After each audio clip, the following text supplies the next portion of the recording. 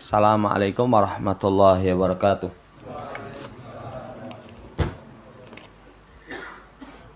Innal hamdalillah nahmaduhu wa nasta'inuhu wa nastaghfiruh wa na'udzu billahi min shururi anfusina wa sayyiati a'malina may yahdihillahu fala mudhillalah wa may yudlilhu fala hadiyalah wa asyhadu an la ilaha illallah wahdahu la syarikalah wa asyhadu anna Muhammadan abduhu wa rasuluh. Allahumma shalli ala Muhammad wa ala ali Muhammad. Allahumma anfa'na bima 'allamtana wa 'allimna ma yanfa'una wa zidna ilma. Ma'asyiral muslimin rahimani wa rahimakumullah. Melanjutkan pembacaan Qawaidul Qur'aniyah, masuk pada Al-Qaidatut Tasi'atu wal Arba'una, kaidah yang ke-49. Kata penulis, fas'alu ahla dzikri in kuntum la ta'lamun. Tanyakan kepada ahlu dzikr jika kalian tidak mengetahui. Kata penulis, hadhihi qaidatun Qur'aniyatun muhkamat. Ini sebuah kaidah Quran yang muhkamat, jelas gamblang. Laha asaruhal balighu fi tashihi sairil insani ila rabbih. Keutamaan yang pertama atau manfaat yang pertama, pengaruhnya yang sangat mendalam untuk membenarkan perjalanan manusia kepada Tuhannya. Jadi kalau seseorang berjalan menggapai ridho Allah Subhanahu wa taala, pengen benar, itu solusinya menerapkan kaidah ini. Fas'alu ahla dzikri in kuntum la ta'lamun. Tanya kepada ahlu dzikr. Jadi demikian agung. Karena membenarkan perjalanan kepada Allah itu satu amalan yang sangat penting. Demikian pula manfaat dari kaidah ini, dhabtu ibadatihi wa muamalatihi wa sulukihi. Menetapkan ibadah, kemudian muamalah, kemudian jalannya menghadap Allah Subhanahu wa taala. Itu nanti akan sesuai, akan cocok dengan cara fas'alu ala dzikri. Ibadah seseorang akan tepat dengan cara fas'alu ala dzikri. Muamalah seseorang akan tepat sesuai benar dengan cara fas'alu ala dzikri. Ini faedah yang kedua, menunjukkan betapa agung. Yang ketiga, wa ma'rifatu ma yahfa alaihi au yuskila min amri dinihi. Kaidah ini memberikan faedah mengetahui apa yang tersembunyi dari urusan agama. Kalau ada perkara agama samar, tidak diketahui kejelasannya, ada kemuskilan, solusinya fas'alu ala dzikri. Tanya kepada ahlu dzikr. Coba, kalau seseorang dalam perkara agama tersembunyi atau samar, kesamaran tersembunyinya satu perkara dalam urusan agama, itu tentu akan membawa kepada kerusakan. Membawa kepada kerusakan. Nggak tahu hukum ini halal apa haram. Tidak bertanya kepada ahlu dzikr, langsung diterjang. Ternyata haram. Perbuatan ini boleh apa tidak? Ya, samar bagi seseorang. Tidak mengetahui kejelasannya. Langsung dia lakukan. Ternyata perbuatan itu perbuatan yang haram. Membawa kepada kerusakan. Luar biasa. 3 ini pengaruh yang sangat mendalam dari penerapan kaidah fas'alu ala dzikri in kuntum la ta'lamun. Kemudian hadil qaidatu takarrarat binasiha fi maudhi'aini min kitabillahi azza wa jalla. Kaidah ini berulang nasnya itu di dua tempat di dalam kitab Allah Subhanahu wa taala. Tempat yang pertama di surat An-Nahl. Kata Allah Subhanahu wa taala, "Wa ma arsalna min qablika illa rijalan nuhi ilaihim fas'alu ala dzikri in kuntum la ta'lamun." Tidaklah kami utus sebelummu wahai Muhammad kecuali para laki-laki yang kami wahyukan kepada mereka. Tanyakan kepada ahlu dzikr jika kalian tidak mengetahui. Ayat ini asalnya diarahkan kepada orang kafir, nanti akan disampaikan. Diarahkan kepada orang kafir. Ya, ketika orang kafir itu diutus kepadanya Nabi kita Muhammad SAW, mereka nggak mau iman. Nggak mau iman. Lalu Allah perintahkan, coba kamu tanya ulama-ulama sebelummu.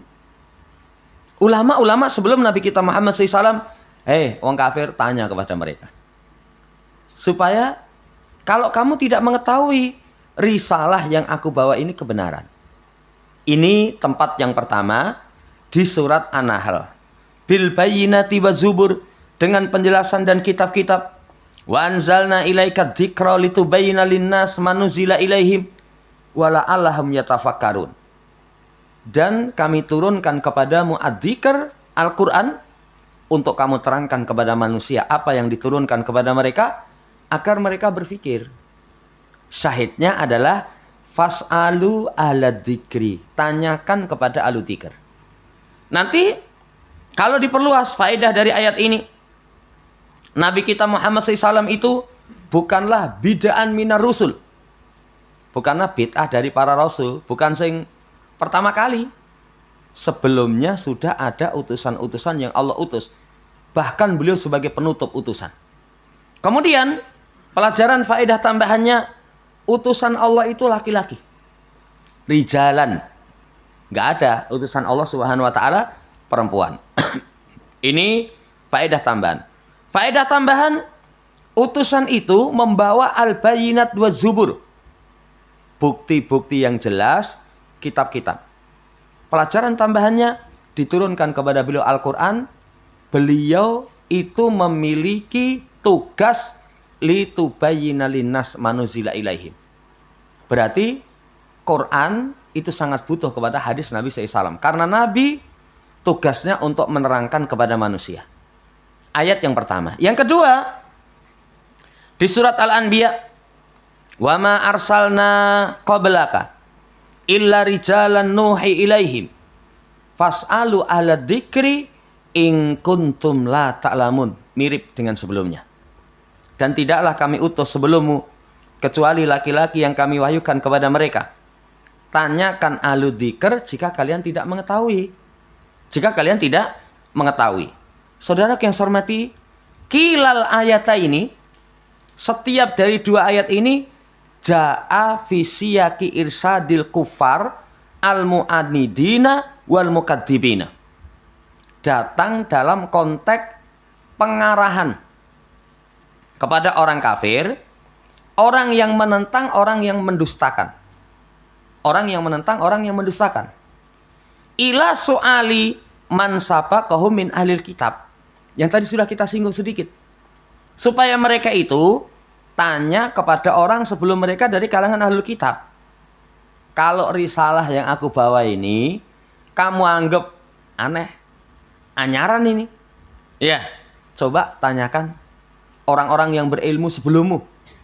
Ya, nanti dia kalau jujur akan menjawab, ya persis. Makanya awal Nabi mendapatkan risalah, Khadijah radhiyallahu ta'ala anha itu membawa Nabi kita Muhammad SAW kepada sang paman. Yang sang paman itu masih berpegang teguh dengan syariat sebelum Nabi kita Muhammad SAW.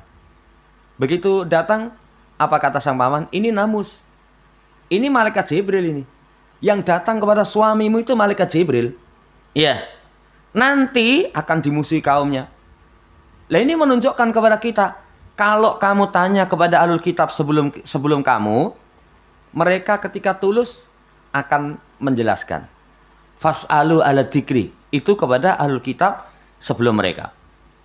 Wa fi hadzal irsad ima'un wadihun illa anna ulaikal musyrikin al mu'anidina la ya'lamun.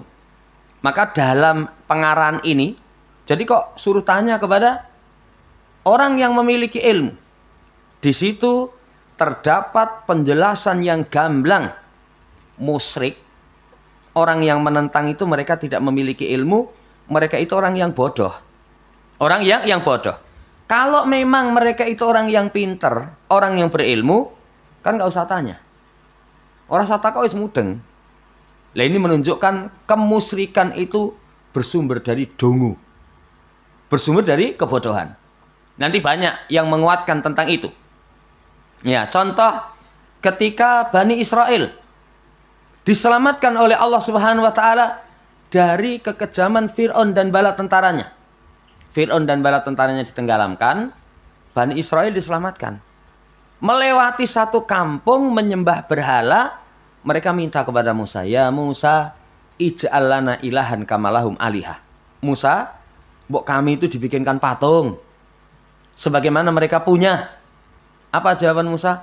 Qala innakum qaumun tajhalun. Sesungguhnya kalian itu kaum yang dungu. Kaum yang bodoh. Dan ini bahaya sekali. Sumber kesyirikan itu kebodohan. Ini pelajaran tambahan yang terkandung dari ayat. Saudara yang saya hormati, kalau asbabul nuzul ayat ini konteksnya orang kafir. Fas'alu ala dzikr. Wong kafir yang menentang, ya, yang mereka itu mendustakan utusan Allah, tanyakan kepada orang yang berilmu. Itu konteksnya kepada mereka orang kafir. Cuman nanti ada kaidah yang penulis akan terangkan, al-ibrah bi umumil lafadz la bi khususis sabab. Pelajaran itu diambil dari keumuman lafadz bukan kekhususan sebab. Artinya, walaupun konteks ayat diarahkan kepada orang kafir tanya kepada orang yang berilmu. Itu nanti mencakup semua kita. Kalau kita ada sesuatu yang kita tidak tahu, apalagi dalam 3 pokok tadi yang awal. Pertama, tashihu sairil insan ila rabbi. Pengen meluruskan perjalanan manusia kepada Tuhan, kepada Allah. Kalau nggak tahu, tanyanya kepada ulama. Tanyanya kepada ulama. Bukan keliling dewe, nanti Kang mencari Tuhan. Lah menggoleki ning ngendi? Kamu nyarinya kemana? Kalau seseorang bodoh, tidak dengan bimbingan ulama. Tidak dengan bimbingan ulama. Yang kedua, tanya kepada ahlu dzikir, kepada ulama mencakup kita, itu untuk mensesuaikan, mencocokkan ibadah dan muamalah kita. Ini kepada mereka, mencakup kepada kita. Kalau kita pengen ibadah, ben pas, biasa sih. Muamalah, apalagi perkara muamalah. Muamalah itu kalau yang kekinian, wah Masya Allah, rumit sekali. Nanti kalau tanpa bimbingan ahlu dzikir, wis, ora iso. Dikiranya halal, ternyata haram. Lah ini termasuk padanya diri kita kalau ada ibadah atau muamalah yang belum sesuai, belum tepat, belum tetap. Itu tanya kepada mereka. Lah yang terakhir, tadi disampaikan mengetahui sesuatu yang samar. Samar tanya kepada mereka. Enggak tanya, itu kacau. Hancur nanti. Kalau di masa Nabi ada kisah sahabat, kemudian safar. Nah, ketika safar itu, ada salah satu dari anggota yang safar luka di kepalanya. Kepalanya terluka. Malam hari ketika tidur, mimpi hubungan suami istri. Kan berarti kondisi junub, harus mandi. Begitu mau sholat subuh, iki piye ini? Mandi apa enggak? Kalau mandi luka di kepala, padahal namanya mandi wajib itu meratakan air ke seluruh tubuh. Kalau enggak mandi, padahal mimpi junub. Akhirnya tanya kepada teman-temannya. Teman-temannya yang tidak paham memberikan fatwa, kamu enggak ada keringanan kecuali mandi. Akhirnya langsung mandi, bahasa kita gerujukan. Bergerujukan, lalu luka kepala kena air. Mati. Iya. Disampaikan kepada Rasul SAW, maka Rasul qatalahumullah. Ya. Qataluhum, ya. Qataluhu, qatalahumullah. Mereka yang membunuhnya, qataluhu. Qatalahumullah, semoga Allah membinasakan mereka. Ala sa'alu hina jahilu. Kenapa nggak tanya ketika nggak paham? Inna masifaul asu'al.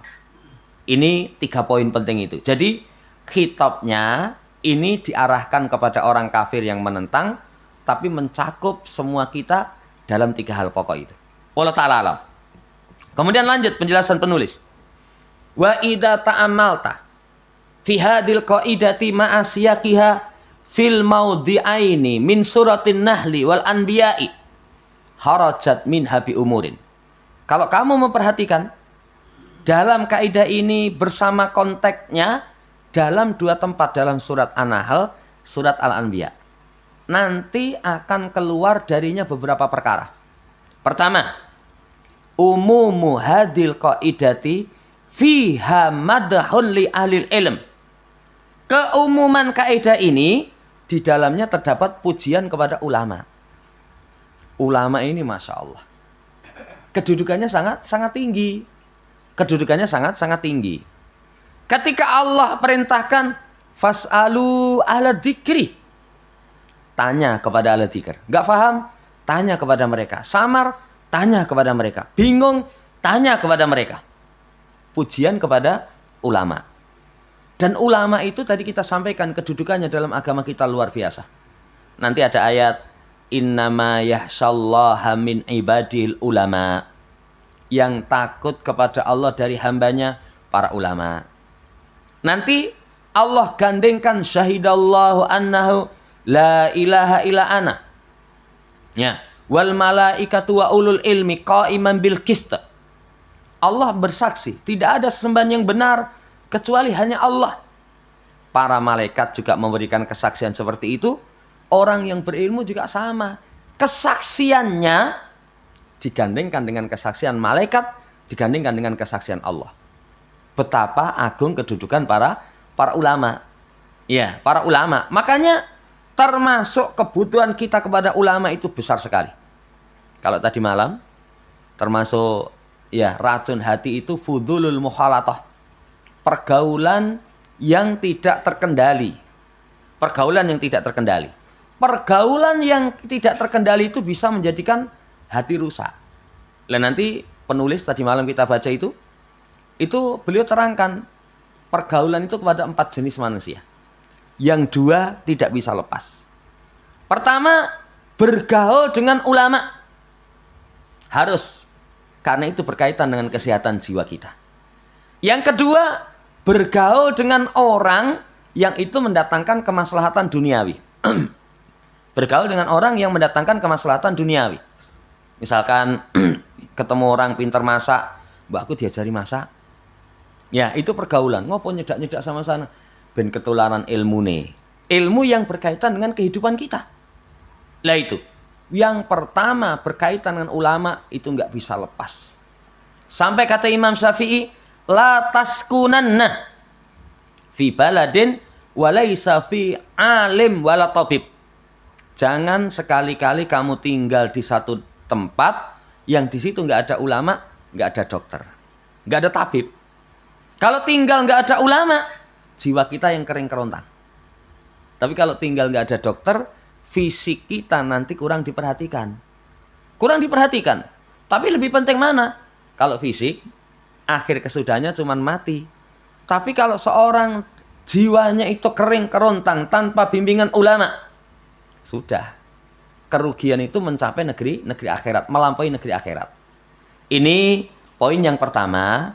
Saudara yang saya hormati, keumuman kaidah ini menunjukkan pujian kepada para ulama. Yang kedua, anna a'la anwa'i hadal ilmi al-ilmu bi kitabillahil munazzal. Bahwasanya jenis ilmu yang paling tinggi ilmu tentang kitab Allah yang diturunkan.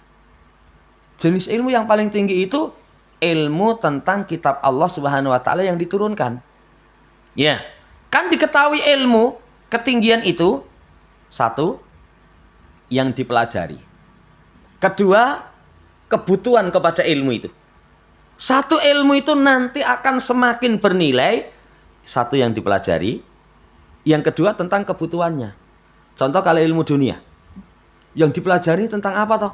Wah, ini tentang pengobatan kemo terkini. Yang tingkat keberhasilannya itu misalkan 95%. Wah, ini luar biasa ini. Ilmunya itu ilmu yang luar biasa. Kemudian kebutuhan kepada itu banyak. Lah memang banyak orang yang sakit. Oh, banyak orang yang sakit seperti itu. Belum ada solusi misalkan. Semakin dibutuhkan, semakin ilmunya itu penting, itu semakin tinggi. Semakin tinggi. Lah, ilmu tentang kitab Allah. Kitab Allah. Yang menjelaskan tentang Allah, tentang Rasulnya, tentang agama. Yang menjelaskan tentang kebaikan dunia, kebaikan akhirat. Itu di dalam kitab Allah. Berarti ilmu yang paling tinggi, ilmu tentang kitab Allah Subhanahu wa taala. Yang kedua, kebutuhan kita untuk menyembah Allah. Kebutuhan yang tidak bisa tidak. Sampai para ulama terangkan, butuhnya kita kepada makan dan minum, itu dibandingkan dengan butuhnya kita beribadah kepada Allah, lebih sangat butuhnya kita kepada ibadah kepada Allah. Kalau orang makan minum, saya pernah kasih contoh, sehari mangan ping pira paling? Ping telu ya. Ping telu pol. Yang isi semego itu ya mungkin motore burine kayak Magicom. Ini burine kayak Magicom, isinya sego ya. Tapi berapa kali sih orang makan itu? Tapi kalau ibadah kepada Allah, setiap tarikan nafas. Nah ini menunjukkan ilmu paling tinggi, itu ilmu tentang kitab yang diturunkan. Makanya jangan jemu. Seseorang untuk mempelajari ilmu kitab Al-Munazzal. Mulai dari bacanya. Kayak belajar tahsin. Ya misalkan. Tentang maknanya. Bahasa Arab maknanya kayak apa. Tentang hafalannya, semampunya. Paling pokok lagi, itu tentang pengamalan. Pengamalan itu butuh dipelajari. Mengamalkan kitab Allah Al-Munazzal. Itu ilmu yang paling tinggi.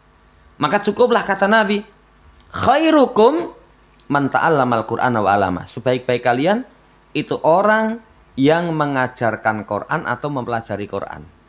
Berarti pengen menggapai kedudukan manusia terbaik, dua. Kalau sudah punya ilmu, mulang ke kitab Allah Al-Munazzal. Kalau belum memiliki ilmu, belajar. Wallahu ta'ala. Kemudian sisi pendalilan, jenis ilmu paling tinggi itu ilmu tentang kitab Allah Al-Munazzal. Fa innallaha amara man la ya'lam ma'aniyal wahyi birruju'i ilaihim fi jami'il hawadisi. Karena Allah memerintahkan orang yang tidak tahu makna wahyu kembali kepada mereka dalam semua kejadian. Semua kejadian tanya kepada mereka. Bal ini telu tadi loh. Satu, tashihu sairil insan ila rabbih. Membenarkan perjalanan manusia kepada Allah. Itu tanya kepada mereka. Tanya kepada mereka. Yang kedua apa? Mensesuaikan ibadah. Biar tetap, biar tepat.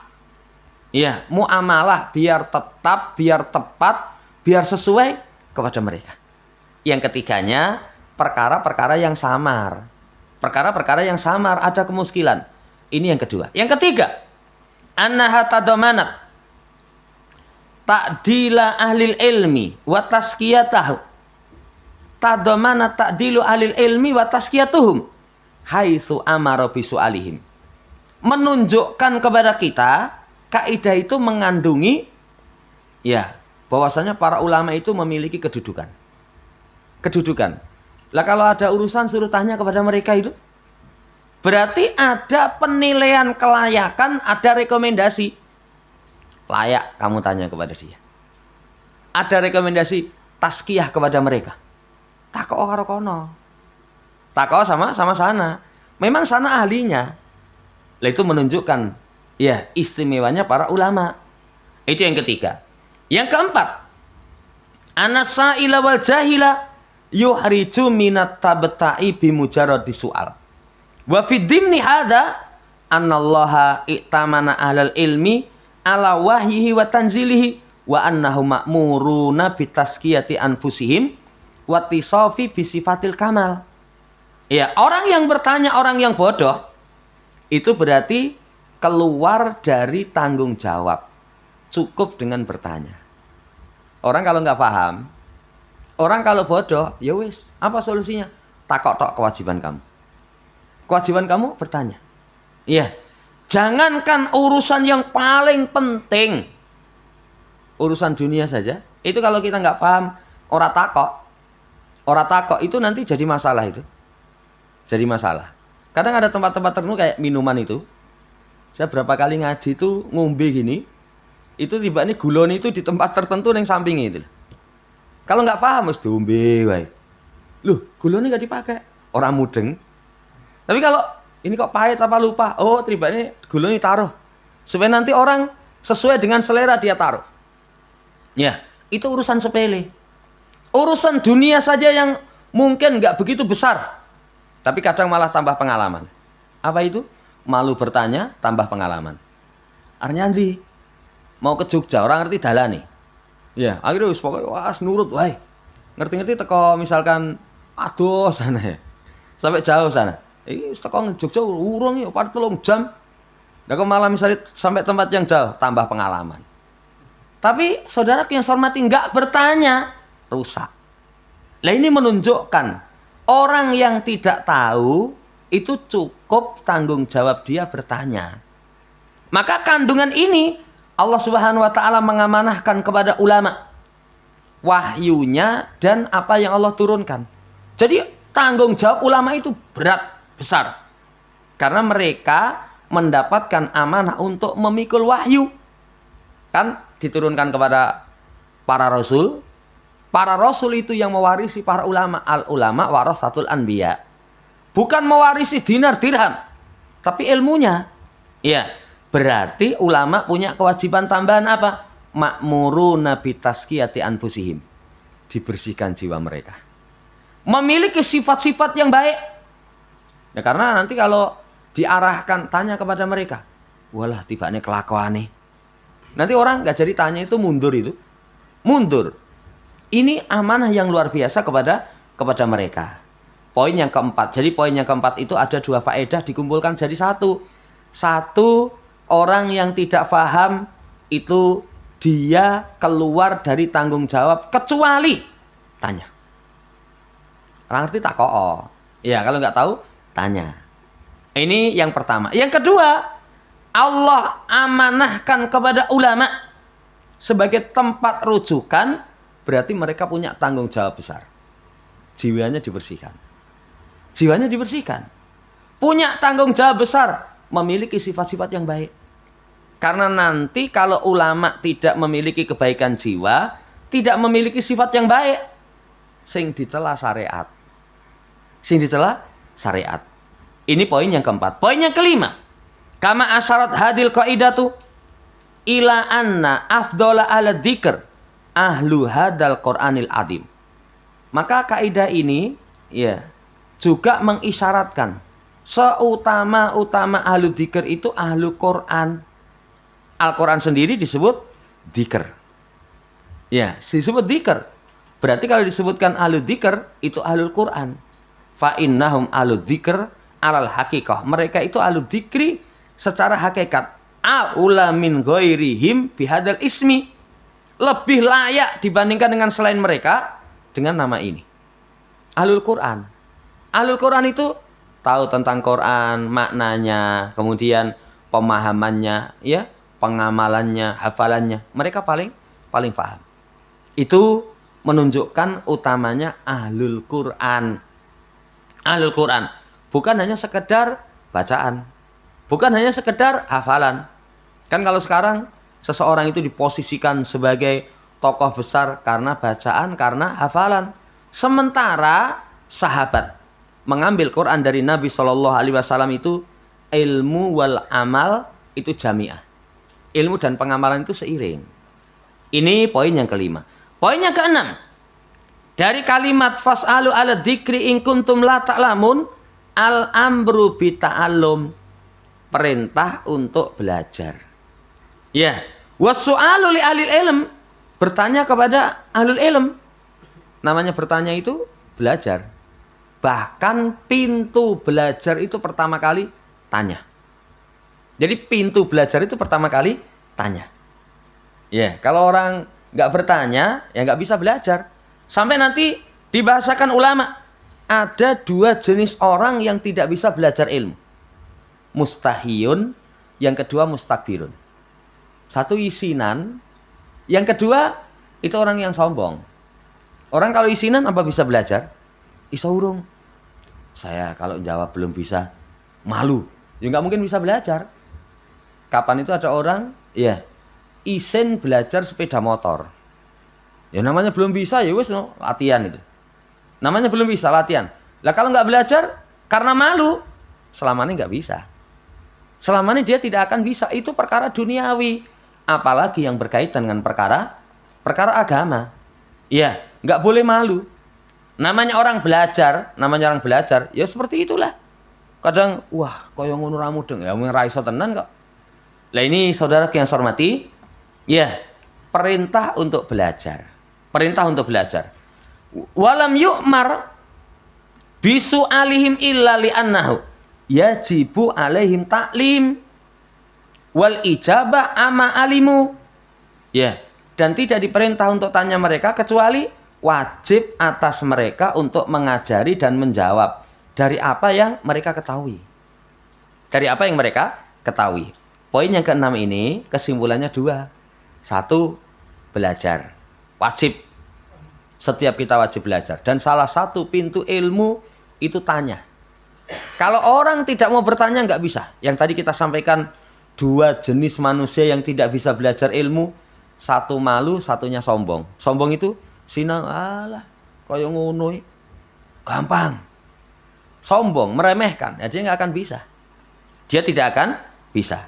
Yang kedua, ulama itu mengajarkan, memberikan jawaban. Jadi orang kalau sudah paham, kamu punya kewajiban, ajarkan. Kamu punya kewajiban untuk mengajarkan. Dikasih pertanyaan, jawaban. Jadi kalau seorang dikasih amanah oleh Allah Subhanahu wa taala ilmu, diberikan anugerah ilmu, dia punya kewajiban ngajar, jawab. Walaupun namanya pertanyaan. Namanya pertanyaan itu ada yang pertanyaannya sopan, waktunya tepat. Waktunya tepat itu memang siap, dia dikasih pertanyaan, siap untuk menjawab. Tapi kadang waktunya nggak tepat. Ini makso itu. Jadi pertanyaan misalkan wis tengah malam wae turu-turu itu teko, setelah teko itu ya dengan kalimat terakhir BLSCPT. Balas cepat. Namanya balas cepat pas turu piye coba? Lah ini saudara yang saya hormati, ada dua pelajaran dari poin yang keenam. Poin yang ketujuh, wa fi tahsisi su'ali bi al-dzikr wal ilmi nahyun an su'alil ma'rufi bil jahli wa adamil ilmi wa nahyun lahu an yatasadda lidzalika. Pengkhususan tanya kepada dzikir dan ilmu, berarti di situ terdapat pelajaran larangan tanya perkara yang ma'ruf kepada orang yang bodoh. Kepada orang yang bodoh, orang yang tidak memiliki ilmu. Berarti orang bertanya itu satu kepada orang yang memang di bidang itu dia mengetahui. Yang kedua, orang yang memiliki kesolehan. Makanya tadi ulama tadi supaya jiwanya dibersihkan memiliki sifat kesempurnaan sehingga nggak khianat. Nggak khianat. Kalau orang tanya kepada orang yang bukan ahlinya, nanti diselewengke. Lah kamu loro koyo ngono kok ngerti-ngerti mbok paloni terus mbok sekrup iki piye sikilmu itu? Oh, saya kemarin sudah tanya itu. Lah tanya sama tukang kayu misalnya. Lah wong tanya kesehatan kepada tukang kayu. Ya jawab sakenone, anu Mas, ben ora agli-agli itu disekrup. Tambah parah nanti. Nanti nggak akan ada solusi. Yang pertama kepada yang ahli, yang kedua memiliki kesolehan. Berarti larangan seseorang tanya perkara yang ma'ruf kepada orang yang bodoh, tidak memiliki ilmu, dan larangan untuk menghindari tentang itu. Wallahu ta'ala alam, ini dulu, nanti lanjut di pertemuan akan datang pada poin setelahnya. Masih ada satu poin lagi, kemudian ditambahkan lagi nanti dari situ penerapan kaidah al-ibrah bi umumil lafadz yang tadi sudah kita singgung sebentar. Wallahu ta'ala alam. Demikian. Sebelum ditutup, ada yang pengen ditanyakan, kalau bisa kita jawab.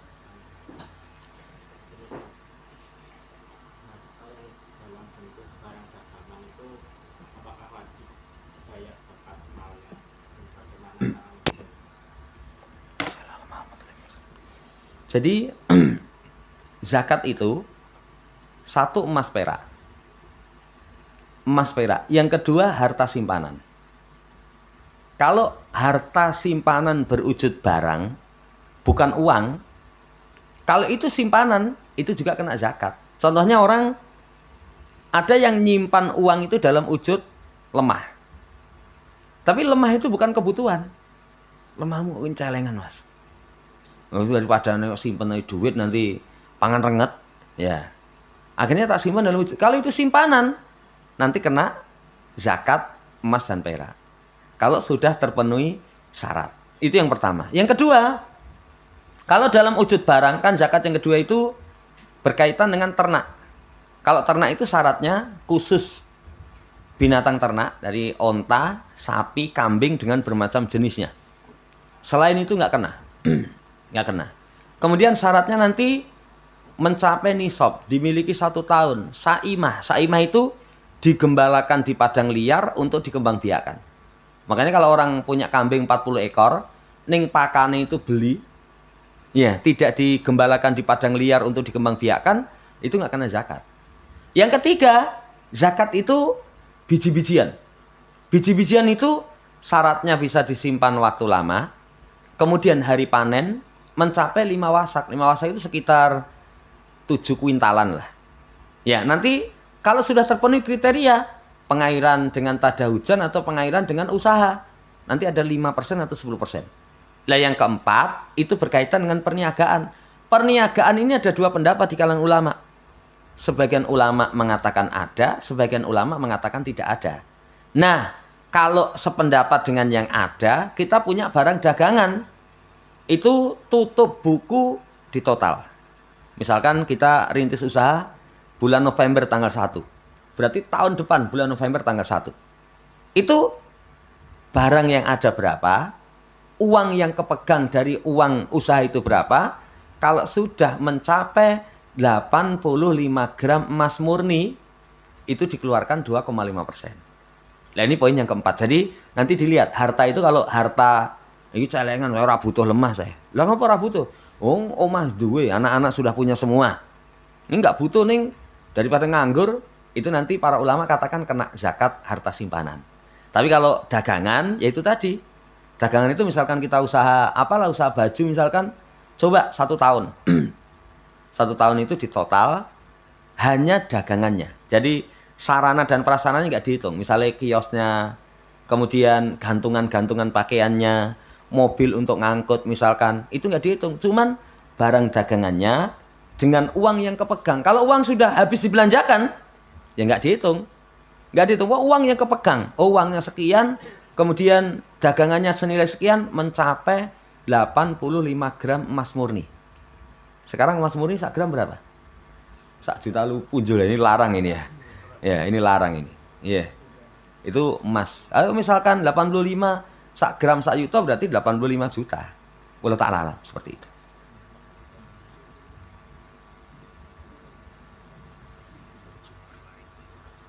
Cukup?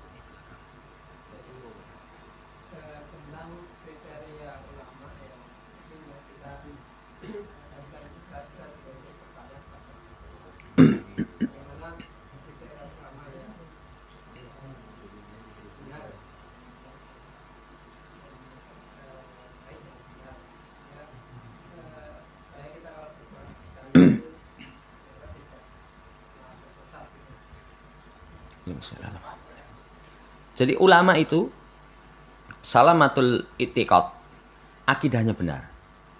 Jadi akidahnya sesuai dengan Rasul dan para sahabat. Yang kedua salamatul manhaj. Jadi jalan mereka itu selamat. Jalan yang selamat itu berarti mengikuti jalan para sahabat. Sebagaimana nanti dalam Quran, bahkan dalam hadis juga begitu. Ketika Nabi menyebutkan 73 golongan umatnya, satu yang selamat, itu semisal aku dan para sahabatku yang berada di atasnya. Itu salamatul manhaj. Yang ketiga, itu suka menasihati umat. Jadi ada ketulusan. Ada ketulusan, ya. Jadi betul-betul perhatian kepada umat. Itu mereka. Kemudian, nanti kalau mau tambahkan lagi, ciri mereka yang nampak, mereka nampak di atas kebenaran. Sehingga ucapan, perbuatan, itu kalau dilihat, itu persis seperti gaya hidup Nabi dan para sahabat. Nabi dan para sahabat. Dan nanti ciri yang lain, itu mereka senantiasa menjaga pensahihan pendalilan. Kesahihan pendalilan. Misalkan ayat, mereka sampaikan tafsirnya seperti ini. Dengan kaidah-kaidah yang luar biasa. Kalau hadis, mereka sampaikan hadisnya ini, kemudian sahih, ya, riwayatnya, kemudian pemahamannya seperti ini. Senantiasa menjaga kesahihan pendalilan. Itu ciri ulama. Yang terakhir itu mereka ini memberantas semua bentuk penyimpangan. Jadi mereka tegas, ada penyimpangan mereka ingatkan.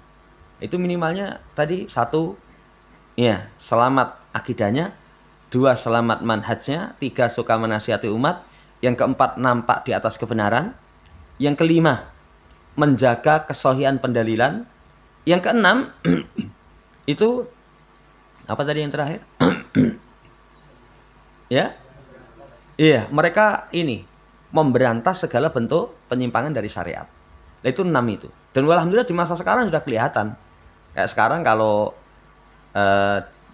mufti besar Saudi, Dr. Shalih Fauzan, misalnya orang tahu oh, ini beliau. Ya, atau banyak lagi ulama-ulama yang lain. Allah Ta'ala alam.